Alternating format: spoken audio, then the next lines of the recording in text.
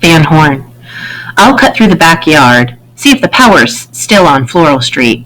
I'll be right back. He walks past the side of his house and disappears into the backyard, the hammer on Van Horn's hip as he walks.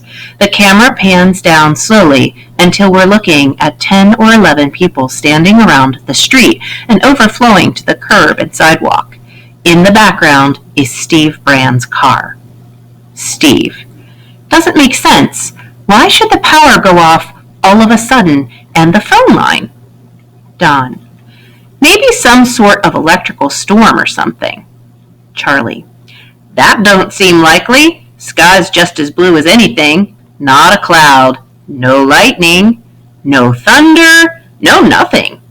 How could it be a storm? Woman. I can't get a thing on the radio, not even the portable. The people again murmur softly in wonderment and question. Charlie. Well, why don't you go downtown and check with the police, though they'll probably think we're crazy or something. A little power failure, and right away we get all flustered and everything. Steve. It isn't just the power failure, Charlie. If it was, we'd be able to get a broadcast on the portable. There's a murmur of reaction to this. Steve looks from face to face and then over to his car. Steve. I'll run downtown. We'll get this all straightened out. He walks over to the car, gets in it, turns the key. Beyond it, we see the crowd watching him from the other side. Steve starts the engine. It turns over sluggishly and then stops dead. He tries it again, and this time he can't get it to turn over. Then, very slowly and reflectively, he turns the key back to off and then slowly gets out of the car. As they stare at Steve, he stands for a moment by the car, then walks toward the group. Steve.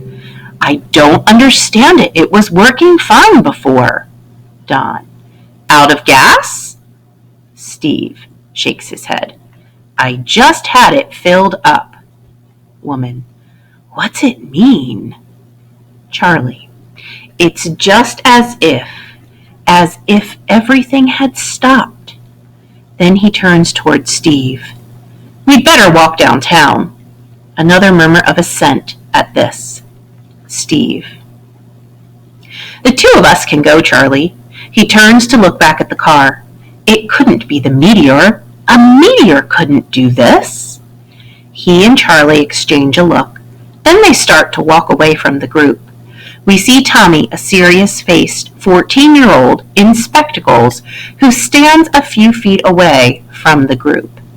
Halfway between them and the two men who start to walk down the sidewalk. Tommy. Mr. Brand, you'd better not. Steve. Why not? Tommy. They don't want you to. Steve and Charlie exchange a grin, and Steve looks back toward the boy. Steve. Who doesn't want us to? Tommy jerks his head in the general direction of the distant horizon. Them. Steve. Them? Charlie. Who are them? Tommy, very intently. Whoever was in that thing that came by overhead. Steve knits his brows for a moment, cocking his head questioningly. His voice is intense. Steve. What? Tommy. Whoever was in the thing that came over, I don't think they want us to leave here. Steve leaves Charlie and walks over to the boy. He kneels down in front of him. He forces his voice to remain gentle. He reaches out and holds the boy. Steve. What do you mean? What are you talking about? Tommy. They don't want us to leave. That's why they shut everything off. Steve.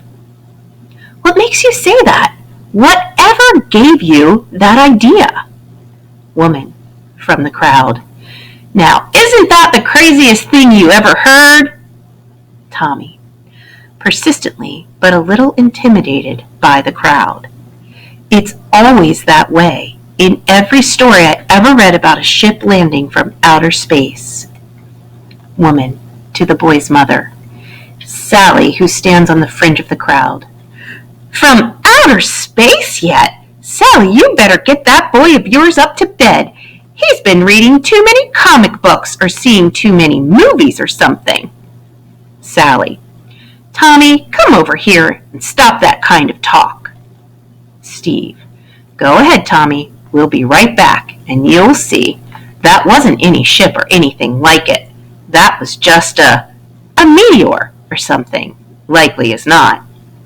He turns to the group, now trying to weight his words with an optimism he obviously doesn't feel, but is desperately trying to instill in himself as well as others.